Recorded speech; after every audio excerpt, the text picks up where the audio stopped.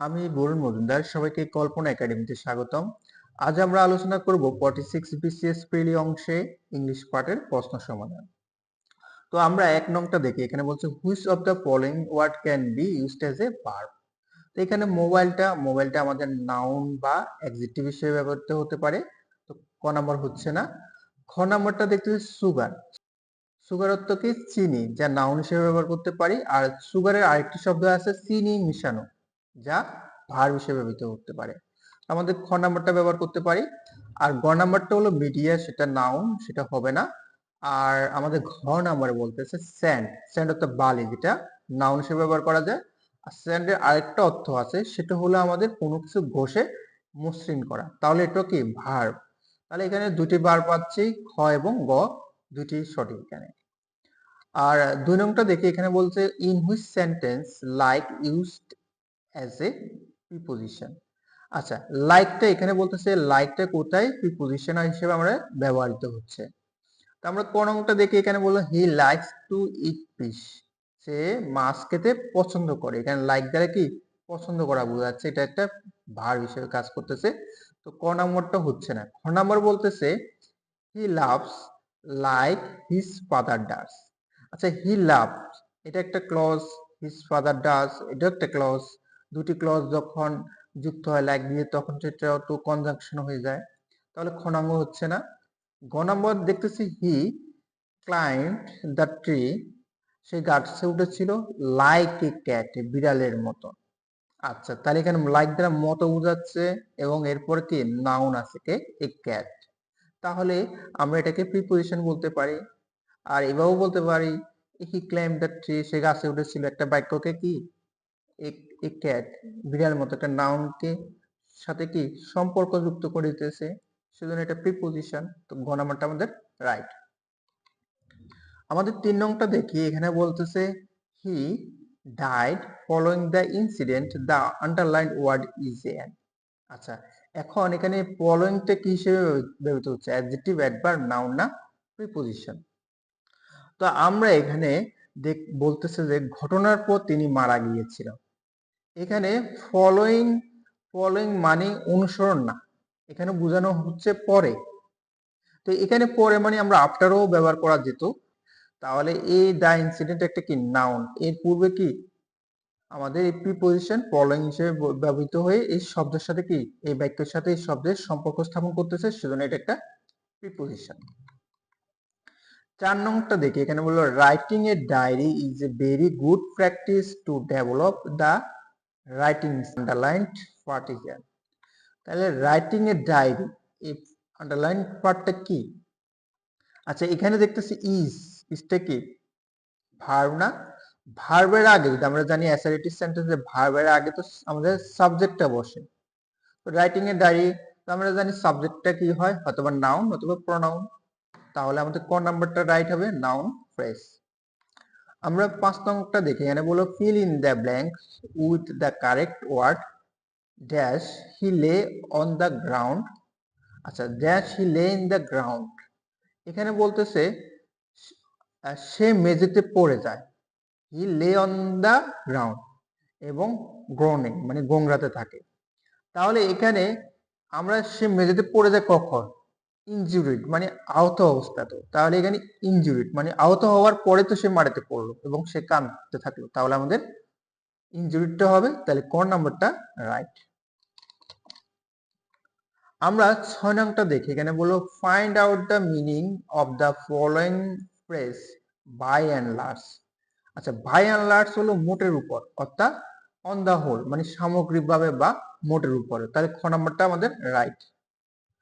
আচ্ছা, আমাদের ৭ নংটা দেখি। ৭ নংটা বলতেছে he went back, he went back on his promise of voting for me, choose the best alternative for the word went back. মানে এই went back এর অল্টারনেটিভ কি হতে পারে?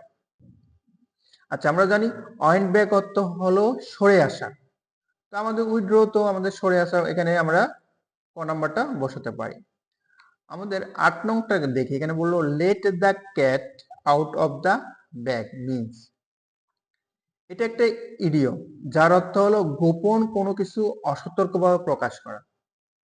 তাহলে এখানে হবে কি রিভিল এ সিক্রেট কেয়ারলেসলি, তাহলে আমাদের ঘ নাম্বারটা রাইট। আমাদের 9 নং বলতেছে he is a man to depend on, মানে টু ডিপেন্ড অন মানে ডিপেন্ডেবল। তাহলে আমাদের এখানে দেখতেছি কি এই ম্যান এই নাউনটাকে কে এ টু ডিপেন্ড অনটা কি মডিফাই করতেছে। তো আমরা জানি নাউনকে যদি মডিফাই করা হয় সেটা হয় কি অ্যাডজেক্টিভ, তাহলে এটা একটা নাম্বার এন অ্যাডজেক্টিভ ফ্রেজ। 10 নংটা দেখি, এখানে বলছে his dream that he will be a BCS cadre finally came to, the underline partisan মানে the underline that he will be a BCS cadre, এটা কি his dream finally came true, এটা একটি principal clause. আর that he will be a BCS cadre এটা একটি হলো subordinate clause. এখানে হিজ ড্রিম তার ব্যাখ্যা চাওয়া হচ্ছে, ব্যাখ্যা কি চাওয়া হচ্ছে that he will be a BCS cadre, তাহলে এটা যেহেতু ব্যাখ্যা চাওয়া হচ্ছে এবং এটা একটা কি সাব অর্ডিনেট ক্লজ, সেহেতু এটা একটা কি নাউন ক্লজ হবে, তাহলে এই ক নাম্বারটা হলো আমাদের রাইট এ নাউন ক্লজ। আমরা 11 নংটা দেখি, এখানে বললো which of the following is a correct simple sentence. আমরা জানি সিম্পল সেন্টেন্স হলো যেখানে একটি সাবজেক্ট ও একটা ফাইনাইটিভ ভার্ব থাকবে, সেটা হলো আমাদের সিম্পল সেন্টেন্স। তো এখানে আমরা ক নংটা দেখি all that glitters is not gold. আচ্ছা, এখানে গ্লিটার্স একটা ভার্ব এবং ইজ আর একটা ভার্ব, দুটো ভার্ব আছে, তাহলে এটা তো কমপ্লেক্স হয়ে গেছে, হবে না। আর আমাদের খ নম্বরটা দেখি, এবার এখানে বলছে অল ইজ। আচ্ছা, অল ইজ একটা কি, এটা একটা ভার্ব, এরপরে ইনস আরেকটা ভার্ব এবং কি এখানে কি দ্যাট আছে, দ্যাট কনজাংশন আছে, তাহলে তো এটা আরো কমপ্লেক্স হয়ে যাচ্ছে। আর খ নম্বরটা দেখি ডু অর ডাই, আমরা জানি অর বাট এন্ড এগুলো দিয়ে থাকে, এগুলো তো কম্পাউন্ড সেন্টেন্স, তাহলে এটা হচ্ছে না। ঘ নাম্বারটা হলো I saw an old man walking past me. আচ্ছা, এখানে আই একটা সাবজেক্ট আছে, স একটা কি ফাইনাইট ভার্ব আছে, তো আমরা এখানে একটা সিম্পল সেন্টেন্স পাচ্ছি। আর এখানে আবার ওয়াকিং, অনেকে এখানে দেখে একটু প্যাচ খেতে পারে, ওয়াকিং এর সাথে আইএনজি যুক্ত হয়ে কিন্তু এটার নন ফাইনাইট হয়ে গেছে, এটার ফাইনাইট নাই, তাহলে এটা এটা আমরা বলতে পারি একটা সাবজেক্ট একটা ফাইনাইট ভার্ব আছে, এটা সিম্পল সেন্টেন্স ঘটাই হলো আমাদের রাইট। আমরা এখন তাহলে আমরা 12 নংটা একটু দেখি। 12 নংয়ে বলতেছে আমাদের which is the correct complex form of the sentence A corrupt man cannot win the respect of others। আচ্ছা, এই কারাপ্ট ম্যান এটা একটা কি সাবজেক্ট, আর উইনটা হলো আমাদের ফাইনাইট ভার্ব, এটি একটি সিম্পল, কারণ একটা সাবজেক্ট আছে একটা কি ফাইনাইট ভার্ব আছে, তাহলে এটা একটা সিম্পল সেন্টেন্স। তাহলে এটিকে আমাকে বলতেছে কমপ্লেক্সে রূপান্তর করার জন্য। তো এখানে দেওয়া আছে এই করাপ্ট ম্যান, এখানে একটা ব্যক্তির কথা বলছে, তাই আমরা রিলেটিভ প্রোনাউন হুকে টেনে আনবো। এবং আমরা কতে দেখি, আমরা দেখি এ man who is corrupt can not respected, a man এখানে হু আছে, আর গত কি এ ম্যান হু আছে, তাহলে এখানে আমরা এখানেও আমরা এটাকে এই গটা আনতে পারি, a man who is corrupt can not win the respect of others, ঘর নাম্বারটা রাইট। আর এখানে আমাদের ক নাম্বারে হবে না কেন, কারণ এখানে আমাদের উইনটাই পুরো উইনটে নাই এখানে এই সেন্টেন্সে, তাহলে আমাদের এখানে ঘর নাম্বারটাই সঠিক। আমরা 13 নংটা দেখি, find out the correct positive form of the sentence who else is the better player than Zaman in the team. আচ্ছা, এখানে আমরা 13 নঙ্গে দেখতেছি একটি কম্পারেটিভ ফর্ম আছে, এটাকে আমরা পজিটিভ ফর্মে করতে হবে। আচ্ছা, আমরা জানি কম্পারেটিভে যদি হু থাকলে পজিটিভে ইজ দেয়ার এনি হবে, তাহলে এই হু আছে, হু থাকলে ইজ দেয়ার এনি হবে, এবং আর বেটারের ক্ষেত্রে অ্যাজ গুড অ্যাজ হবে, এই বেটার আছে না, এই বেটারের ক্ষেত্রে অ্যাজ গুড অ্যাজ হবে। আর এখানে একজন বোঝানো হচ্ছে, তাহলে এখানে প্লেয়ার ভার্বটা আছে, এটাও তো সিঙ্গুলার হবে, এখানে প্লেয়ারটা সিঙ্গুলার হবে। তো এখানে কিন্তু গত একটু দেওয়া আছে, কিন্তু এখানে প্লেয়ারটা প্লুরালে আছে, সেজন্য আমাদের ক নাম্বারটাই রাইট। আমরা 14 নং দেখি, এখানে হলো the submarine dipped to abort dash by the enemy plan. এখানে অ্যাবোর্ড এমন একটি ভার্ব, যার পরে ভার্বের সাথে কি আইএনজি যুক্ত হবে, আর এখানে বাই দেওয়া আছে, এখানে কি দেওয়া আছে বাই দেওয়া আছে, তার মানে এটা প্যাসিভে আছে। তাহলে আমরা গ নাম্বারটাই বলতে পারি বিং এবং প্যাসিভ এখানে সেজন্য সিন হবে। তাহলে গ নাম্বারটা আমাদের রাইট। 15 নম্বরটা দেখি, আমাদের এখানে বলতেছে in fear of dash he escaped elsewhere. আচ্ছা, এখানে এসে সে বয়, ইন ফেয়ার সে বয় কি কোথাও পালিয়ে গেছে। তাহলে এখানে সে পালালো কেন? অ্যারেস্ট হওয়ার ভয়ে। তাহলে এখানে কি অ্যারেস্ট হওয়ার কি ভয় বোঝাচ্ছে, তাহলে এখানে বিং হবে। তার সঠিক উত্তর হবে আমাদের বিং অ্যারেস্টেড। তাহলে 15 নংটা আমাদের রাইট। এখন আমরা 16 নংটা দেখি। এখানে বল I didn't follow who first by me it dash solid. এখানে I didn't follow who first by me, এখানে বলছে আমি খেয়াল করিনি আমার পাশ দিয়ে কে গেল। এখানে খেয়াল করেনি মানে অনুমান বোঝাচ্ছে। অনুমানের ক্ষেত্রে আমরা জানি মাইট বি হবে। আর যদি আমাদের যদি এখানে যদি নিশ্চিত বোঝাতো তাহলে মাস্ট বি হতো। এখানে যদি অনুমান বোঝাচ্ছে তাহলে আমাদের ইট মাইট বি সলিড। এখন আমরা 17 নং দেখি। এখানে বলে শামিল is my colleague I dash him for 10 years. আচ্ছা, এখানে আমাদের পর আছে এবং সময়ের পর কি সময় উল্লেখ আছে। সময়ের উল্লেখ থাকলে আমরা জানি এটা হবে প্রেজেন্ট পারফেক্ট কন্টিনিউয়াস। কিন্তু এখানে আমরা দেখতেছি যে কি নো ভার্ব, এগুলো কি নো ভার্ব আছে। নো ভার্বের সাথে কিন্তু আমাদের আইএনজি হয় না, তাই এখানে প্রেজেন্ট পারফেক্ট করতে হবে। তা আমাদের প্রেজেন্ট পারফেক্ট এখানে আছে কি হ্যাভ নোন, আমাদের ঘনাংটা রাইট। এখন আমরা তাহলে 18 নংটা দেখি। এখানে 18 নংটা বলতেছে দা স্নো, আমাদের তুষার কথা বলতেছে। তারপর সলিংস ড্যাশ দা ভ্যালি। আচ্ছা, ড্যাশ দা ভ্যালি মানে ডাউন দা ভ্যালি হবে, কারণ আমরা জানি উপত্যকায় তুষার পড়ছে। তুষার কোথায় তো পড়ে? নিচের দিকে তো পড়ে। তাহলে এখানে ডাউনটা আমাদের রাইট হবে, ঘ নাম্বারটা রাইট। তারপর বললো there is a copy shop dash the street. আচ্ছা, এখানে আমাদের কপি শপটা কি বলতেছে? আমাদের রাস্তার ওই পাশে বোঝাচ্ছে। তো রাস্তার ওই পাশে বোঝাচ্ছে আমাদের, তাহলে এক প্রশ্ন হবে আমাদের ঘটা রাইট। আর আমরা 20 নম্বর দেখি আইডেন্টিফাই দ্য কারেক্ট সেন্টেন্স। আচ্ছা, এখানে এখানে আমরা দেখতেছি যে ন্যারেশন যা ইনডাইরেক্টে দেওয়া আছে। তো আমরা জানি ইনডাইরেক্ট স্পিচের ক্ষেত্রে যদি আমাদের সেট টুর পরিবর্তে কি বসে টেলড হবে, তাহলে এটা সেট টু। এখানে যেহেতু ইনডাইরেক্ট সবগুলো দেওয়া আছে তাহলে ক নাম্বারটা হবে না, কারণ আমাদের সেট টুর পরিবর্তে তো আমরা টোল্ডে বসে ইনডাইরেক্টে। তো আমরা খ নাম্বার দেখি হি হ্যাজ টোল্ড মি, হ্যাঁ ইনডাইরেক্টে আছে। তারপর আছে এখানে আমরা আবার দেখতেছি খতে দেখতেছি রিপোর্টিং ভার্বটি প্রেজেন্ট পারফেক্টে আছে। তো আমরা জানি প্রেজেন্ট পারফেক্টে থাকলে রিপোর্টিং স্পিচের টেন্সের পরিবর্তন হয়। এখানে টেন্সের তো পরিবর্তন হবে না রিপোর্টিং স্পিচের। তাহলে হ্যাঁ এটা ফিউচারে আছে I will stay here in Dhaka.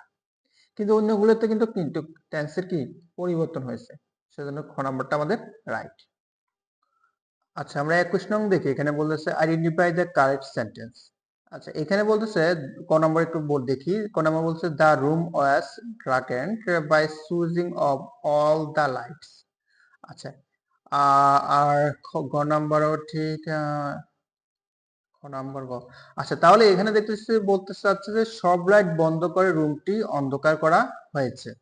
আচ্ছা, তাহলে এখানে প্যাসিভ বোঝাচ্ছে। তো আমরা জানি প্যাসিভ ভয়েসে আমাদের প্যাসিভের ক্ষেত্রে প্রিপোজিশন হিসেবে বাই ব্যবহৃত হয়। কিন্তু অন্যগুলোর ক্ষেত্রে দেখা যাচ্ছে এখানে টু আছে, অন্যগুলোতে অফ আছে, কিন্তু এখানে বাই আছে ক নাম্বারে। তাহলে ক নাম্বারটা আমাদের রাইট। আচ্ছা, এখন আমরা 22 নংটা দেখি। 22 নং এ বলতেছে আইডেন্টিফাই দ্য কারেক্ট সেন্টেন্স। আচ্ছা, এখানে আমরা খ নাম্বার দিয়ে একটু দেখি। খ নাম্বার বলতেছে if you had been there on time you could have the information. আচ্ছা, এখানে আমরা যা দেখতেছি ইফ দিয়ে যদি শুরু হয়, আমরা জানি যদি ইফ দিয়ে যদি শুরু হয় তখন যদি প্রথমটা যদি আমাদের কি ফার্স্ট পারফেক্ট থাকে, যেমন এখানে কি হ্যাড বিন ফার্স্ট পারফেক্ট আছে, তো পরবর্তীতে আমাদের পাস্ট পার্টিসিপল হবে। আচ্ছা, তাহলে আমাদের এখানে কিন্তু পাস্ট পার্টিসিপল নাই। পাস্ট পার্টিসিপল আছে বি টু ফর্ম আছে, কোনো মেইন ভার্বটা নাই। তো আমাদের খ নাম্বার হবে না। গ নাম্বারও ঠিক, এখানে এখানে ফার্স্ট পারফেক্ট আছে ইফ দিয়ে, তারপর এখানেও কি এখানে প্রেজেন্ট ফর্ম আছে কিন্তু পাস্ট ফর্ম নাই, তো গ নাম্বার হবে না। আর ঘ নাম্বারটা আমার আছে কি এখানে হ্যাড বিন ইউ দেয়ার, এখানে তো সেন্টেন্সের স্ট্রাকচারই হয় নাই, তো এটা তো হবেই না। আর ক নাম্বার আছে আমাদের had you been there on time you could have had the input. হ্যাঁ, এটা হবে, এখানে আমাদের ফার্স্ট পারফেক্ট আছে, আর এখানে কিন্তু আমাদের কি ফার্স্ট পার্টিসিপল আছে হ্যাড, হ্যাঁ ভার্বের বি2 ফর্ম আছে। আমাদের 23 নঙ্গে দেখি, 23 নং বলতেছে আইডেন্টিফাই দ্য কারেক্ট সেন্টেন্স, এখানে কারেক্ট সেন্টেন্স নির্ণয় করতে বলতেছে। তো আমাদের ক নাম্বার দেখতেছে there are trees on the both slide of this road. আচ্ছা, এখানে বোথ, বোথটা একটা কি ডিটারমাইনার। তো আমরা জানি ডিটারমাইনার আগে দা তো বসে না, যেন দা হবে না, তাহলে ক নাম্বারটা হবে না। আর খ নাম্বার বলতেছে এখানে there are trees on both the sides of the road. আচ্ছা, এখানে কিন্তু আমাদের বোথের আগে কি ডিটারমাইনের আগে কিন্তু দা নাই, এটা নাই। তো এখানে আমাদের দিস লাইটস হবে, আমাদের খ নাম্বারটা হবে, তাহলে এটা রাইট। আচ্ছা, 24 নংটা একটু দেখি, আমাদের 24 নংকে বলতেছে দ্য অ্যান্টোনিমি অফ ভয়েস স্টোরেজ। আচ্ছা, তো আমাদের ভয়েস স্টোরেজ অত কি প্রচন্ড কিছু বোঝাচ্ছে। তো আমাদের এখানে নয়েজলি অ্যান্টোনিয়াম নির্ণয় করতে হবে, নয়েজলি কোলাহলপূর্ণ, এটা তাহলে অ্যান্টোনিয়াম হচ্ছে না। তারপর আমরা দেখেছি আনরোলি অর্থ ধাম্বিক, এটা হচ্ছে না। তারপর এখানে দেখেছি চেয়ারফুল উল্লাসিত, এটা হচ্ছে না। খ নাম্বারটা একটু আমাদের এখানে একটু বানানটা একটু ভুল ছিল, মিস্টেক ছিল হয়তোবা। তো যদি আমাদের বানানটা মিস্টেক থাকে তাহলে কুইট যদি হয় সেক্ষেত্রে আমাদের হ্যাঁ বিপরীত হতে পারে, শান্ত বা স্থির। 25 নংটা দেখি, 25 নংয়ে বলতেছে প্লেজরিজম। প্লেজরিজম মিন্স আচ্ছা, প্লেজরিজম বলতে আমাদের বোঝাচ্ছে মানে অন্য কারো কিছু প্রকাশিত কিছু নিজের বলে চালিয়ে দেওয়া। তো এখানে আমরা ক নম্বরে পাচ্ছি যে the act of using someone's else idea as one's own, তাহলে ক নাম্বারটা আমাদের রাইট। আমরা 26 নঙ্গে দেখতেছি the two cities in a tale of two cities are, তাহলে এখানে বলা হচ্ছে যে এই উপন্যাসে কোন দুটি শহরের কথা বলা হয়েছে। তাহলে এখানে আমরা দেখতেছি লন্ডন অ্যান্ড প্যারিস, এই কথাটা বলা হচ্ছে, খ নাম্বারটা হলো আমাদের রাইট। আমাদের 27 নঙ্গে দেখি দ্য লাইন ফ্রেলটি ফ্রেলটি থাও ফ্রেলটি থাও অর্থাৎ কি, এটা শেক্সপিয়ারের কোন নাটকের মধ্যে এটি ব্যবহৃত হয়েছে, তাহলে এটা হচ্ছে কি হ্যামলেট। হ্যামলেট নাটকের মধ্যে আমাদের ব্যবহৃত হয়েছিল। তারপর 28 নং দেখে who of the following compiled and English dictionary. আচ্ছা, এখানে বলতেছে আমাদের তাহলে ইংলিশ ডিকশনারি প্রথম কমপ্লাইট করেছে কে, আমরা জানি স্যামুয়েল জনসন। তো স্যামুয়েল জনসন হলো আমাদের ক নাম্বার রাইট। তারপর which is not poetry from. আচ্ছা, এখানে বলতে চাচ্ছে কোনটি কাব্যের, মানে কোনটি কাব্যের কোন রূপ না। যেমন সনেট, সনেট কিন্তু একটা কাব্যের রূপ, এটা কি 14 লাইনের কবিতা। তারপর আমাদের ব্যালেড, ব্যালেডও একটা কি গীতি কবিতা, এটাও একটা অন্তর্ভুক্ত। তারপর আমাদের ইপিক মহাকাব্য, এটাও অন্তর্ভুক্ত। হ্যাঁ, আমাদের টেলটা কিন্তু অন্তর্ভুক্ত না, এটা হচ্ছে টেল হলো গল্প বা কাহিনী, যা সাহিত্যের কোনো রূপ না, তাহলে আমাদের ঘর নাম্বারটা হবে এখানে। আমরা এখন 30 নং দেখি, 30 নং বলতেছে I am a man more sinned against than sinning this আমাদের আটারেড বাই। আচ্ছা, এখানে আমাদের এখানে বলতেছে যে এই ডায়লগটি কে দিয়েছিল, আমরা জানি কিং লিয়ার বলেছিল, এটা কে বলেছিল, কিং লিয়ার।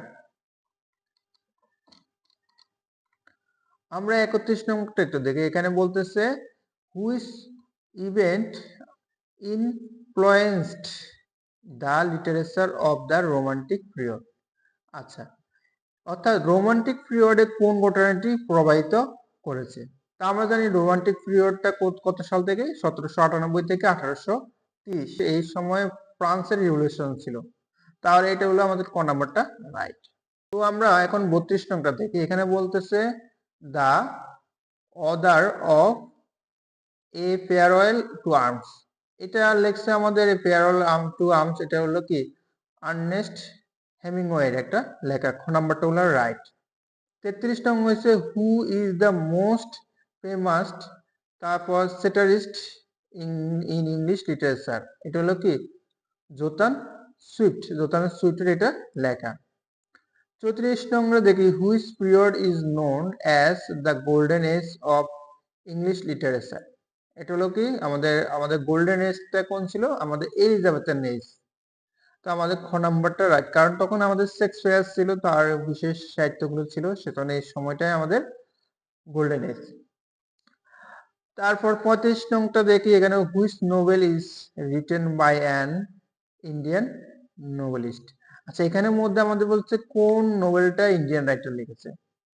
তো এখানে আমরা the ministry of utmost happiness, এটা আমাদের এই ক নাম্বারটা আমাদের একজন ইন্ডিয়ান রাইটার লিখেছিলেন। রাইটারটা হলো কি অরুন্ধতী রায়। তো আমাদের ক নাম্বারটা রাইট। তো এই ছিল আমাদের 46 বিসিএস প্রিলির ইংলিশ কোশ্চেনের সমাধান। তো আমাদের ক্লাসটি কেমন লেগেছে অবশ্যই কমেন্ট বক্সে জানাবেন, আর আমাদের চ্যানেলটি সাবস্ক্রাইব করবেন, কারণ সাবস্ক্রাইব করলে আমাদের ভিডিওগুলো আপনারা খুব সহজে পাবেন। তো সবাইকে ধন্যবাদ, সবাই ভালো থাকবেন।